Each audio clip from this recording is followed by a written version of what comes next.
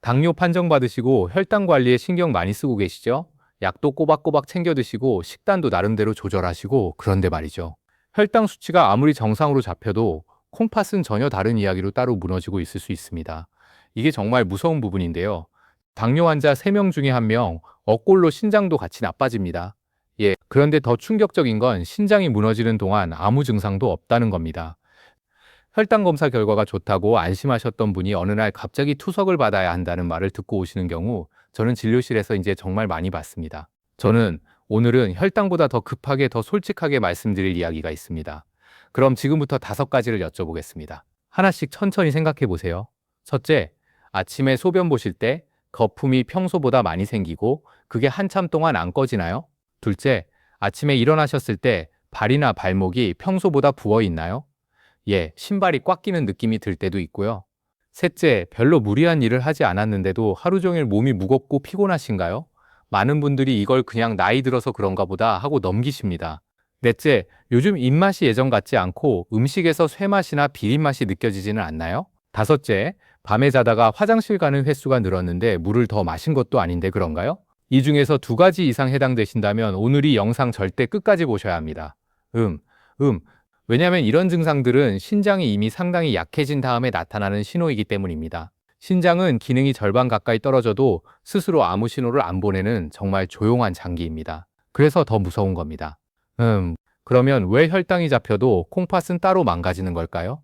이걸 이해하시려면은 콩팥을 커피 필터라고 생각하시면은 쉽습니다. 여러분 집에 커피 필터 있으시죠?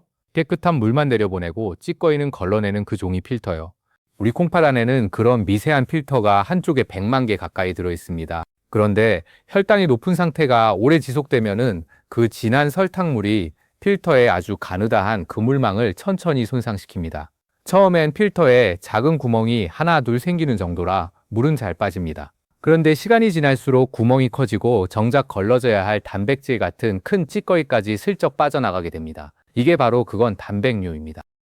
문제는 이 손상이 혈당 수치 하나만으로는 절대 안 보인다는 겁니다. 혈당은 그날그날의 숫자일 뿐이고 콩팥 손상은 몇 년에 걸쳐 누적되는 별개의 시계입니다. 실제로 한장기간 연구에서는 당뇨 진단을 받고 15년 정도가 지나면 환자 가운데 약 30% 정도가 단백뇨나 신장 기능 저하를 겪는다는 결과도 있었습니다. 그것도요, 혈당 관리를 나름대로 잘하고 있다고 믿는 분들 중에서도 예외가 아니었습니다. 예, 그러니까 혈당계 숫자만 보고 안심하시면 안 됩니다. 콩팥이라는 필터는 지금 이 순간에도 여러분이 드시는 음식에 따라 조용히 망가지고 있거나 혹은 천천히 회복되고 있는 중입니다. 그래서 오늘은 그 필터를 가장 빠르게 갉아먹는 음식들부터 하나씩 짚어드리겠습니다. 대전에 사시는 박영호 씨, 68세 남자분 이야기를 들려드릴게요. 장뇨 진단을 받은 지 10년이 다 되어 가던 분이었는데 자식들이 멀리 살아서 끼니를 혼자 챙기는 날이 많았습니다. 그러다 보니 손쉽게 구워 먹을 수 있는 소시지랑 햄을 냉장고에 늘 채워두셨어요. 본인은 이 정도는 괜찮겠지, 흰쌀밥보다 단백질이니까 하고 생각하셨다고 합니다. 그런데 어느 날 건강검진에서 신장 수치가 갑자기 나빠졌다는 결과를 받고 깜짝 놀라서 저를 찾아오셨습니다. 검사를 해보니 단백뇨가 꽤 진행된 상태였습니다. 제가 식단을 여쭤봤을 때 매일 드시던 가공육안이 가장 먼저 눈에 들어왔습니다. 가공육안에는 인이라는 성분이 첨가물 형태로 아주 많이 들어가 있습니다. 이 인산염이라는 게 보존을 위해 넣는 거라 양도 많고 우리 몸이 흡수하는 속도도 자연식품보다 훨씬 빠릅니다. 건강한 콩팥은 여분의 인을 알아서 걸러내보내는데 이미 약해진 콩팥은 그 양을 다 처리하지 못하고 혈관벽에 차츰차츰 쌓이게 됩니다. 이걸 비유하자면 이제 좁은 하수구에 기름을 매일 들이붓는 것과 똑같습니다. 한두 번은 그냥 흘러가지만 쌓이고 쌓이면 얘 결국 막혀버리는 거죠. 콩팥 혈관도 그렇게 서서히 막혀갑니다. 실제로 가공육을 자주 드시는 분들은 신장 기능이 나빠지는 속도가 또래보다 훨씬 빠르다는 연구 결과도 있습니다. 강영호 씨는 그날 진료실에서 이렇게 말씀하셨어요. 선생님, 저는 흰쌀밥만 줄이면 되는 줄 알았어요. 소시지가 진짜 문제였을 줄은 몰랐습니다. 저는 그 말씀을 듣고 마음이 참 아팠습니다. 많은 어르신들이 탄수화물만 신경 쓰시고 가공육은 단백질이니까 오히려 좋은 줄 아십니다. 그게 가장 흔한 함정입니다. 이건 정말 솔직하게 말씀드릴게요. 칼륨 수치가 갑자기 너무 높아지면은 심장이 단 몇 시간 안에 멈출 수도 있습니다. 이렇게 말씀드리면 너무 무섭게 들리실까? 걱정되긴 하지만 사실이기 때문에 그냥 넘어갈 수가 없습니다. 왜 이런 일이 생기는 걸까요? 바나나, 멜론, 참외 같은 과일에는 칼륨이 아주 풍부합니다. 건강한 분들한테는 오히려 혈압에 좋은 영양소예요. 그런데 콩팥 기능이 떨어진 분들은 이 칼륨을 소변으로 제대 내보내지 못합니다. 그러면은 칼륨이 혈액 속에 그대로 쌓이게 되는데, 이 칼륨이라는 게 심장 박동의 리듬을 조절하는데 직접 관여하는 성분입니다. 비유를 들면은 심장은 정해진 박자에 맞춰 뛰는 메트로놈 같은 겁니다. 칼륨은 그 박자를 맞춰주는 톱니바퀴 역할을 하고요. 그런데 톱니바퀴 기름이 너무 많아지면 오히려 메트로놈이 엉망으로 시작합니다. 박자가 갑자기 빨라지거나 아예 멈춰버리기도 합니다. 제가 봤던 한 환자분은 더운 여름날 갈증 난다고 멜론을 한 통 가까이 드신 다음날 갑자기 가슴이 답답하고 어지럽다고 이제 응급실로 오셨습니다. 검사해보니 혈중 칼륨 수치가 위험한 수준까지 올라가 있었습니다. 다행히 바로 처치를 받아서 괜찮아지셨지만 정말 위험한 순간이었습니다. 실제로 신장 기능이 절반 이하로 떨어진 분들 중에서 고칼륨 과일을 조절 없이 드시다가 응급실에 오시는 경우가 생각보다 훨씬 많습니다. 그분은 그날 이렇게 말씀하셨어요. 과일은 무조건 건강식인 줄 알았는데 저한테는 독이 될 수도 있다는 걸 그날 처음 알았습니다. 많은 분들이 이렇게 생각하십니다. 나는 밖에서 안 사 먹고 집에서 직접 해 먹으니까 괜찮아. 국도 직접 끓이고 김치도 직접 담그시고요. 정말 정성스럽게 챙겨 드시는 분들이 많습니다. 그런데 사실은요, 집에서 만든 음식이라고 해서 나트륨이 적은 건 절대 아닙니다. 오히려 더 위험할 수 있습니다. 왜냐하면 액젓, 진한 간장, 된장, 고추장을 손맛이라고 듬뿍듬뿍 넣다 보면은 정작 본인은 얼마나 들어갔는지 가늠이 잘 안 되시거든요. 칠판 제품은 적어도 영양 정보가 적혀 있는데 집밥은 그게 없습니다. 나트륨이 콩팥에 어떻게 작용하는지 설명드리면, 나트륨이 많이 들어오면은 우리 몸은 그 농도를 맞추려고 물을 더 붙잡아 둡니다. 그러면은 혈관 속 혈액량이 늘어나고 콩팥에 그 가느다란 필터에 걸리는 압력이 같이 올라갑니다. 이걸 비유하자면은 가느다란 호스의 수압을 계속 세게 틀어놓는 것과 같습니다. 호스가 튼튼하면 버티지만 이미 약해진 호스라면 여기저기서 조금씩 터지기 시작합니다.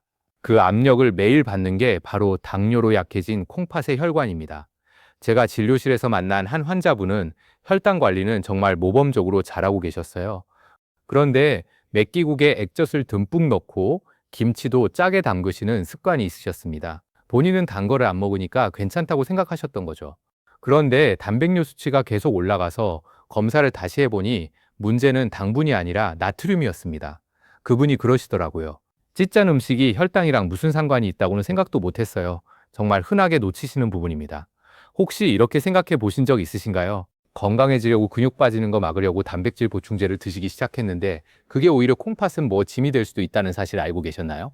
요즘 보충제 광고를 보면은 다들 근력이 중요하다고 하니까 어르신들도 단백질 파우더나 고단백 음료를 챙겨 드시는 경우가 많아졌습니다. 근육 자체는 정말 중요합니다. 그건 틀린 말이 아닙니다. 그런데 문제는 양입니다. 단백질을 우리 몸이 쓰고 나면 좀 노폐물이 남는데 이 노폐물을 걸러서 내보내는 일도 결국 콩팥이 맡고 있습니다. 콩팥이 건강한 분들은 단백질을 좀 많이 드셔도 그 노폐물을 알아서 처리합니다. 그런데 당뇨로 콩팥 기능이 이미 떨어진 분이 단백질을 평소보다 훨씬 많이 드시면 이제 콩팥은 그 노폐물을 처리하려고 더 무리해서 일을 하게 됩니다. 이걸 비유하면은 이미 다리를 약간 다친 사람한테 더 무거운 짐을 지워서 빨리 걸으라고 하는 것과 비슷합니다. 단기적으로는 어떻게 버티는 것처럼 보여도 그 무리한 부담이 다리를, 아니 콩팥을 더 빨리 망가뜨립니다. 제가 본 한 환자분은 근육량을 늘리겠다고 하루에 단백질 보충제를 2~3번씩 드셨습니다. 본래도 신장 수치가 경계선에 있던 분이었는데 몇 달 뒤 검사에서 신장 기능이 눈에 띄게 더 떨어져 있었습니다. 그분은 운동도 열심히 하고 단백질도 잘 챙겨 먹었는데 왜 더 나빠졌을까요? 하면서 정말 답답해 하셨습니다. 답은 단순했습니다. 콩팥 상태에 맞지 않는 양을 드신 거였습니다. 단백질은 무조건 많을수록 좋은 게 아니라 내 콩팥이 감당할 수 있는 만큼 중요합니다.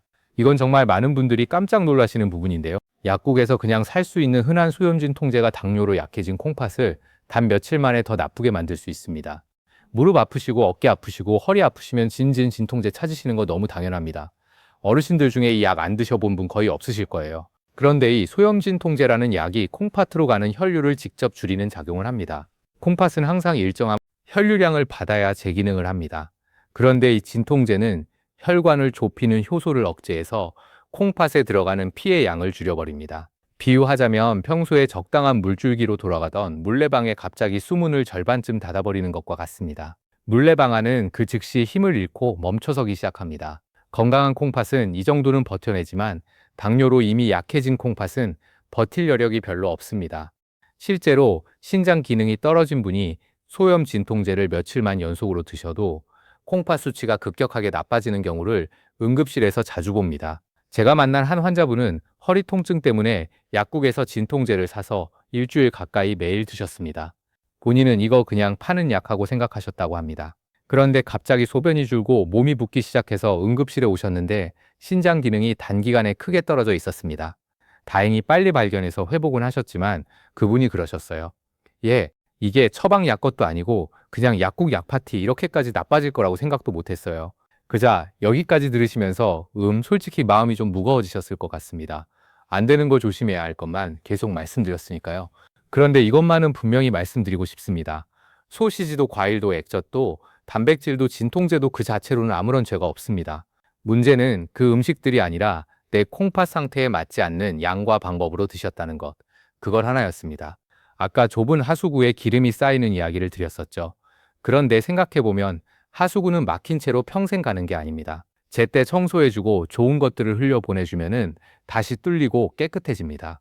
콩팥도 똑같습니다. 지금부터 콩팥을 살리는 짝꿍 같은 음식들을 소개해드리겠습니다. 이것들은 정말 여러분 부엌에 이미 있을 가능성이 높은 그런 평범한 재료들입니다. 먼저 양배추와 콜리플라워입니다. 둘 다 평범해 보이지만 콩팥한테는 정말 든든한 친구 같은 채소들입니다.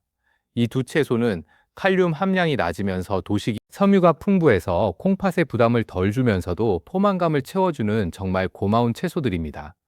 아까 말씀드린 고칼륨 과일과는 정반대 성격이라고 보시면 됩니다. 게다가 양배추를 데쳐서 드시면은 칼륨이 물에 더 빠져나가기 때문에 콩팥이 약하신 분들한테 특히 더 좋습니다. 생으로 드시는 것보다 살짝 데치거나 찜으로 드시는 걸 권해드립니다. 비유하자면 무거운 짐을 들고 가던 콩팥한테 갑자기 가벼운 짐을 들려주는 것과 같습니다. 박영호 씨도 가공육 대신 양배추쌈이랑 콜리플라워 볶음으로 식단을 바꾸신 다음 석 달 뒤 검사에서 단백뇨 수치가 눈에 띄게 줄어들었습니다. 본인도 깜짝 놀라셨다고 하더라고요.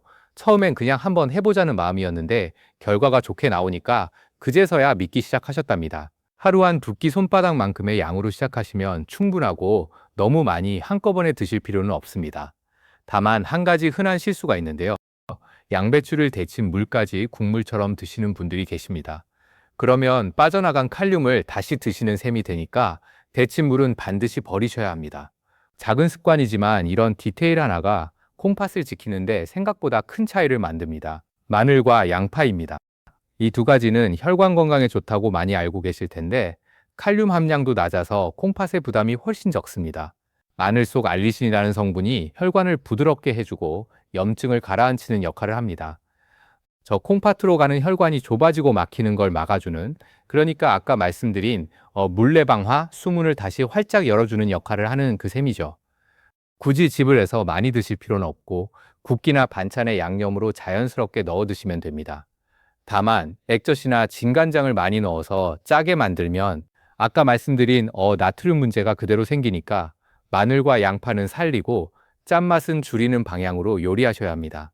또 하나 흔히 하시는 실수가 마늘을 건강식품이라고 생각해서 생마늘을 많이 씹어 드시는 경우입니다. 콩팥은 나쁘지 않지만 위에 자극이 될 수 있으니 익혀서 양념으로 드시는 게 더 안전합니다.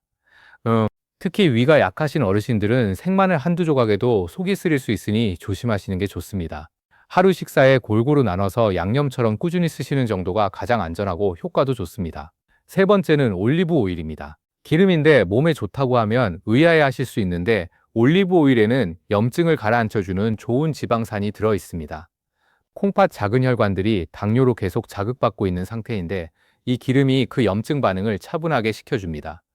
다만 튀기는 용도가 아니라 나물을 무칠 때나 샐러드에 살짝 둘러서 드시는 용도로 쓰셔야 합니다. 뜨거운 기름에 오래 튀기면은 오히려 좋은 성분이 다 날아가 버리니까 마지막에 살짝 뿌리는 방식이 가장 좋습니다. 하루 한두 숟갈 정도면 충분하고 그 이상 드시면 칼로리 부담이 되니까 적당히 조절하시는 게 중요합니다. 몸에 좋다고 몇 끼 듬뿍 드시는 분들이 계신데 기름은 결국 기름이라는 사실을 잊으시면 안 됩니다. 좋은 기름도 양을 넘기면은 똑같이 부담이 된다는 걸 꼭 기억해 주세요. 마지막으로 물입니다. 이게 사실 가장 헷갈려 하시는 부분인데요. 물은 무조건 많이 마실수록 좋다고 생각하시는 분도 있고 신장이 안 좋으면 물을 줄여야 한다고 생각하시는 분도 있습니다. 정답은 둘 다 아닙니다. 사실 이 부분에서 많은 분들이 잘못 알고 계십니다. 콩팥 기능이 어느 단계인지에 따라 적정량이 사람마다 다르기 때문에 무조건 많이 마시는 것도 무조건 적게 마시는 것도 똑같이 위험할 수 있습니다. 일반적으로는 갈증이 날 때 마이드 한 번에 몰아서 들이켜지 않고 하루 동안 나눠서 드시는 습관이 콩팥에 가장 부담이 적습니다. 특히 아침에 일어나서 한 잔 식사 사이사이 조금씩 나눠 마시는 식으로 리듬을 만들어 두시면 훨씬 수월합니다. 건강을 위해서 일부러 하루 2리터씩 억지로 채우시는 분들도 계신데 콩팥 기능이 약하신 분한테는 오히려 부담이 될 수 있으니 절대 무리하지 마세요. 본인의 정확한 적정량은 반드시 담당 의사와 함께 직접 확인하시는 게 가장 안전합니다. 물 한 가지만 제대로 챙겨도 콩팥이 받는 부담이 확실히 달라집니다. 자, 그럼 오늘 내용을 5가지 규칙으로 정리해 드리겠습니다. 먼저 혈당이 잡혔다고 안심하지 마시고 1년에 한 번은 소변 단백뇨 검사를 따로 받으세요. 그 다음 진통제는 약국 약이라도 반드시 콩팥 상태를 아는 주치의와 상담한 후에 드세요. 세 번째 가공육과 액젓, 장류는 양을 정해놓고 드시되 손맛보다 계량을 우선하세요. 네 번째 과일은 무조건 좋다는 생각을 내려놓고 콩팥이 약하신 분은 칼륨 낮은 종류로 바꿔보세요. 마지막으로 단백질 보충제는 시작하기 전에 꼭 검사부터 받고 내 콩팥에 맞는 양인지 확인하세요. 박영호 씨 기억나시죠? 가공육을 양배추로 바꾸고 액젓량을 줄이고 진통제도 임의로 드시지 않으면서 반년이 지났습니다. 최근 검사에서 단백뇨 수치가 처음 오셨을 때보다 절반 가까이 줄었습니다. 그분이 진료실에서 그러시더라고요. 혈당만 보던 제가 이제는 콩팥까지 챙기는 사람이 됐어요. 이 한마디가 저한테는 정말 큰 보람이었습니다. 여러분, 콩팥이 무너지면 단순히 내 몸 하나만 힘들어지는 게 아닙니다. 투석을 받으러 다니는 그 시간, 그 길을 함께 따라다녀야 하는 건 결국 우리 자식들입니다. 제가 진료실에서 가장 많이 듣는 말이 내가 건강해야 자식들한테 짐이 안 되는데 라는 말입니다. 그 마음 저도 너무 잘합니다. 혈당계 숫자만 보지 마시고 콩팥도 함께 챙기시기 바랍니다. 오늘 알려드린 5가지 음식 그리고 5가지 규칙, 어이 정도면은 충분히 시작할 수 있습니다. 지금 이 영상 보시면서 해당되는 음식이 있으셨다면 댓글에 어떤 음식이었는지 한번 남겨주세요. 같은 고민을 하시는 다른 분들께도 큰 도움이 될 겁니다. 지금까지 최동현 박사였습니다. 조용히 끝까지 함께 해주셔서 진심으로 감사합니다.